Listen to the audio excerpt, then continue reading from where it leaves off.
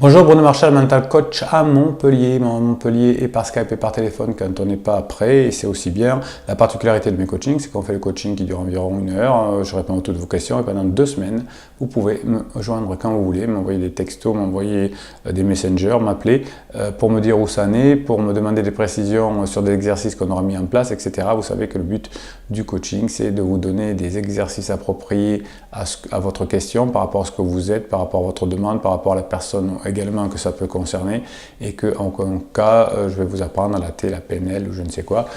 C'est des réponses que je vais vous donner qui seront adaptées, et il y en aura qui sont issues des neurosciences, d'autres de l'MDR, d'autres etc. en fonction de ce que vous avez. Alors je continue ce jeu que j'ai commencé dans la vidéo précédente, puisqu'on me demande parfois de parler de moi et que je me refuse à le faire, donc j'ai trouvé un petit superfuge. J'ai demandé à mes derniers clients quand ils partent, de me poser une question sur le fichier notes de ma tablette, et j'y réponds sur ma chaîne en les découvrant. Donc c'est la 3e question, il y en avait 2 dans la vidéo précédente. Quelle serait l'astuce que vous pourriez nous donner, que vous avez appris récemment et que vous pratiquez depuis? Ouais, c'est un truc sympa. La plupart du temps, notre présent est issu du passé. Donc je fais ça aujourd'hui, je suis énervé parce qu'il y a une personne qui m'a dit ça, parce que j'ai eu cette situation qui est arrivée, j'ai mal parlé à quelqu'un, j'ai eu une rupture, etc., etc. Donc mon humeur d'aujourd'hui dépend d'hier. Donc ça, c'est à peu près pour tout le monde. Donc j'ai trouvé un petit superfuge qui me plaît bien. C'est un exercice que je fais tout le temps depuis que je le connais. C'est pourquoi ce que je fais là, qu'est-ce que je fais actuellement, pourquoi je le fais? Eh bien, je le fais parce que c'est en raison de quelque chose qui se passe dans le futur, ou qui va se passer dans le futur. Et donc, je me dis, voilà, je suis en train de faire une vidéo, par exemple aujourd'hui, parce que dans le futur, cette vidéo va apporter quelque chose à quelqu'un, il va peut-être me contacter, je vais pouvoir l'aider et travailler avec lui. Lorsque, je sais pas, je vais dire un truc tout bête, pourquoi je fais le ménage actuellement, pourquoi je passe aspirateur? Eh bien, parce que je vois que dans un quart d'heure, la maison sera nickel, sera très propre. Vous voyez? Donc ça change tout, c'est-à-dire que je ne me réfère plus à mon passé avec cette méthode, mais je me réfère qu'au futur. Et finalement, le futur, il s'inscrit exactement comme je le demande, puisque l'action que je fais là actuellement, elle dépend pas du passé, mais du futur. Donc si j'avais une astuce à vous donner, que j'ai découverte, alors je ne sais plus comment j'ai découverte, enfin, des fois ça me vient la nuit, des fois, vous savez, je lis beaucoup de choses, notamment, j'utilise beaucoup maintenant Cooper, c'est une application qui est assez merveilleuse, qui vous résume des bouquins de développement personnel, de management, etc. Vous en avez à peu près 10 par semaine.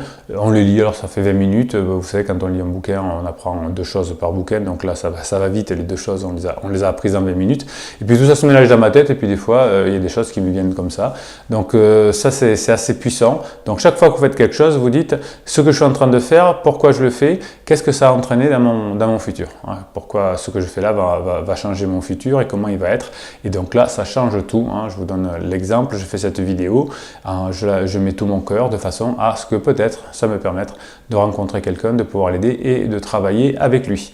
Donc je ne sais pas comment on peut appeler cette astuce, c'est retournement de situation, c'est retournement quantique, j'en sais rien, vous l'appelez comme vous voulez, mais c'est peut-être l'astuce dont je peux vous parler aujourd'hui, de ce que je fais régulièrement et que j'ai appris il n'y a pas si longtemps que ça. Quelle différence faites-vous entre ne pas échouer et réussir? Alors, quelle différence faites-vous entre ne pas échouer et réussir? Alors, ne pas échouer, j'aurais tendance à dire, alors la prochaine fois je réfléchirai aux questions avant, mais bon, c'est la spontanéité, c'est pas mal aussi. Je dirais que ne pas échouer, c'est ne pas tenter quelque chose. Réussir, c'est réussir, se donner un objectif et l'atteindre.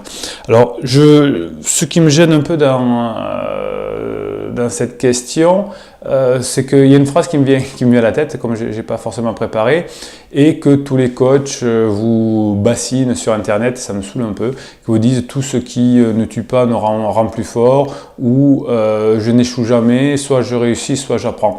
Je trouve que c'est bête un peu de... Enfin, c'est un jugement de valeur, t'es Bruno, c'est pas bien. Enfin, je trouve que c'est un peu... Tout le monde répète la même chose, ces phrases un peu vides de sens. Voilà, donc là c'est un peu ma réponse. J'ai pas de phrase vide de sens. Ben si j'essaye pas, j'échoue. Et si je réussis, ben j'atteins mes objectifs. Voilà. Alors si j'échoue, j'apprends. Je suis pas sûr parce que si j'échoue, c'est peut-être juste que j'ai pas commencé. Voilà. Donc deux questions supplémentaires par rapport au jeu de la tablette que je demandais à mes clients. Je vais continuer ce jeu parce que finalement il m'amuse. Je vais demander à continuer à le faire. J'ai des questions auxquelles je n'ai pas répondu. On va s'arrêter là pour aujourd'hui. Ouais, c'est 6 minutes de questions, ça suffit. Mettez un pouce bleu pour référencer cette vidéo. Abonnez-vous bien évidemment, partagez, faites circuler l'information. Proposez d'acheter mes fichiers de neurohypnose. C'est quelque chose d'exceptionnel. Vous avez ça pour comprendre, pour connaître en bas dans les commentaires. Et puis je vous dis à très bientôt.